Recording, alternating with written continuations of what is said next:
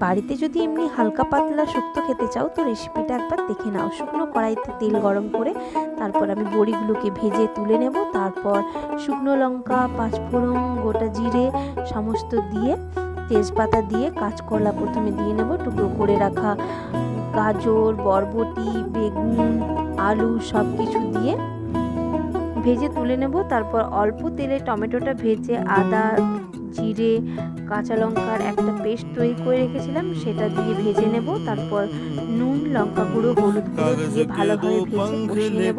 তারপর সবজিগুলো দিয়ে আরও কষিয়ে নেব।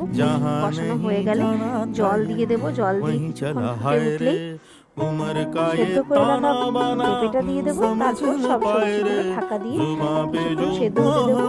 সেদ্ধ হয়ে গেলে বড়িটা দিয়ে নামিয়ে নেবো। তারপর গরম গরম সার্ভ করলেই হয়ে গেল রেডি শুক্তো। কেমন লাগলো অবশ্যই কমেন্ট করে জানিও।